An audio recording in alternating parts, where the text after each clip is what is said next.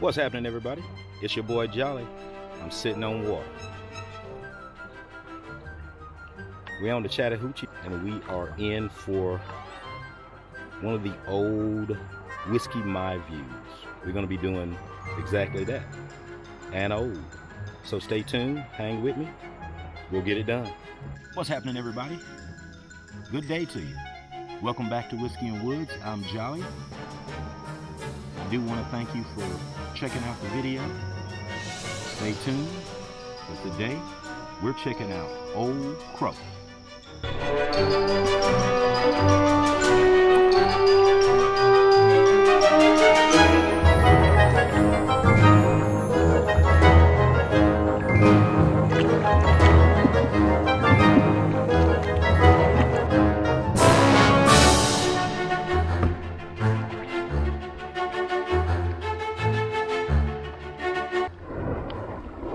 Alright, y'all, tip of the day.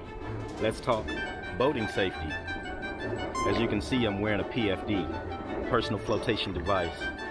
It is highly recommended if you are in bodies of water outside of your swimming pool or your wading pool that you wear a PFD. Once again, that's personal flotation device, or life jacket for short.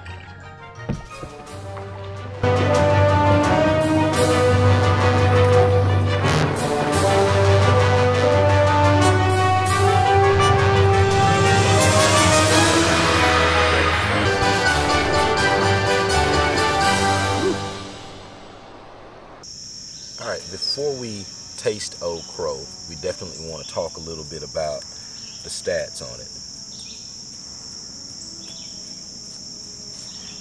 Produced in 1835 by the Glen Creek Distillery, Dr. James Crow aged this whiskey for 3 years. 40% alcohol by volume, that means it's 80 proof. And the mash bill, it's a sour mash bill.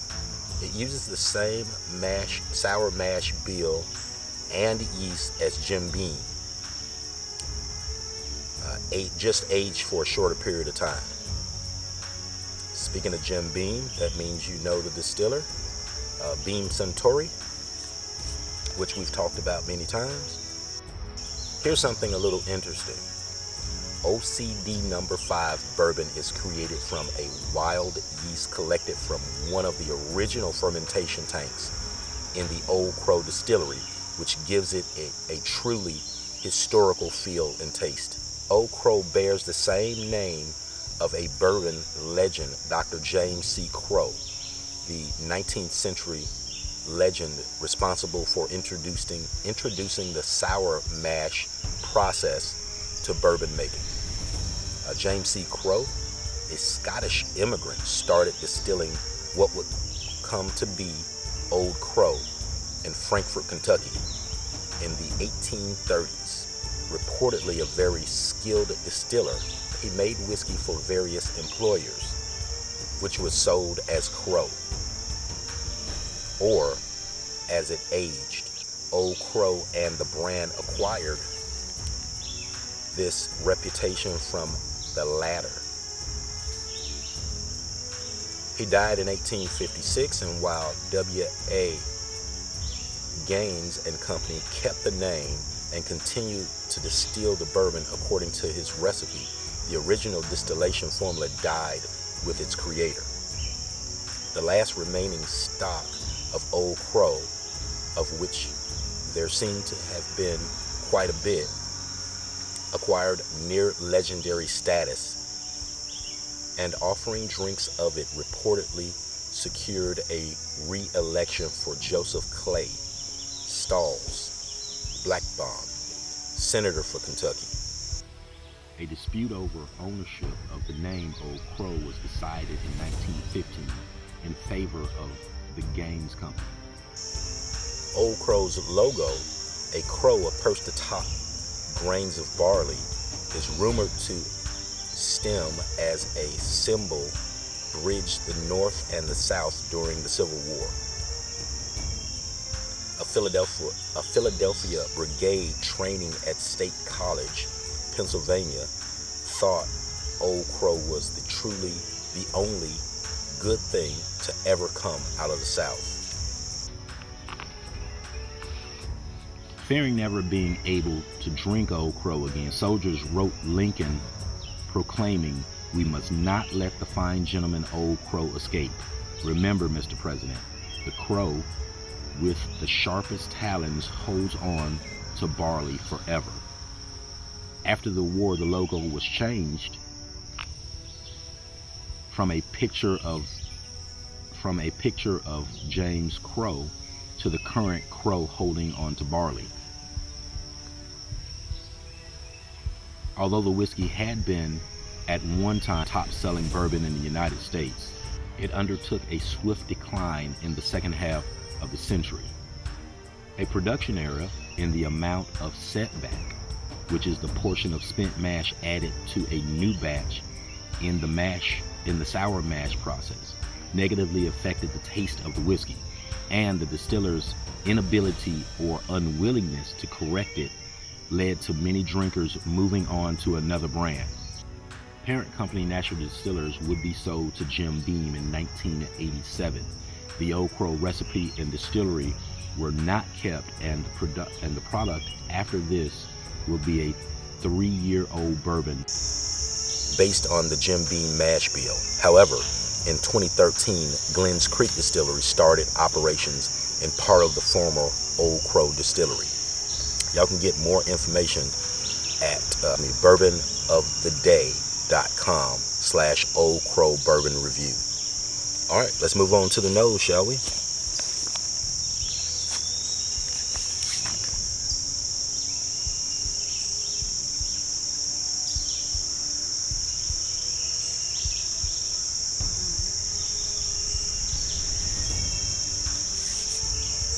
Alright, for historically being a very bad bourbon, the nose is not, in my opinion.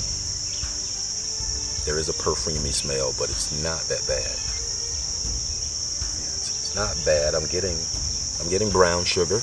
Listen, this is funny. The nose is supposed to be a cheap perfume with celery and oranges, sweet stale beer quality, and the palate, oak flavor, peppered vodka. After a few minutes, some celery and green wood followed by apples and sugar, all super thin. And the finish is supposed to be vegetables with powdered sugar. Okay, all right. So let's taste it. Let's taste it and see what it does. Go ahead.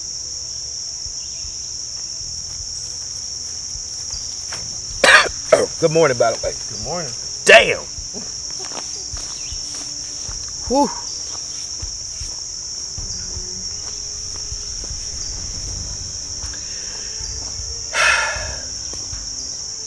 That is horrible.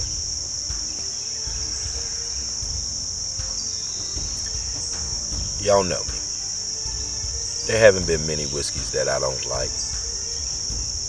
In fact, there have been none up until now. So welcome to my world. Let's try this again.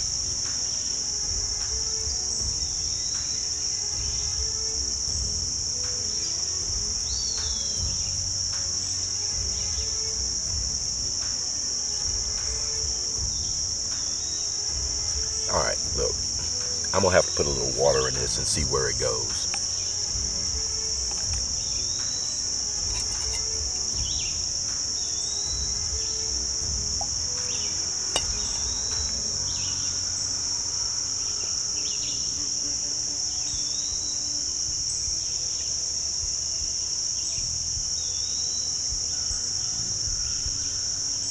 One more time down the hatch.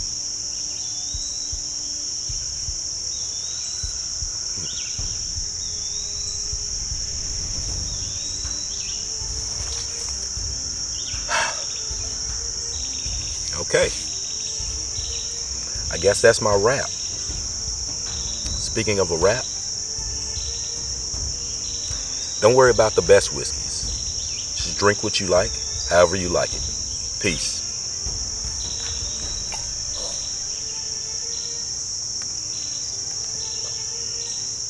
Thank you for coming. I do hope if you haven't yet, you hit that like button for me and subscribe. Hang out with me sometime in the great outdoors in the wilderness. We'll taste some whiskey, see what we think about it, and keep it moving.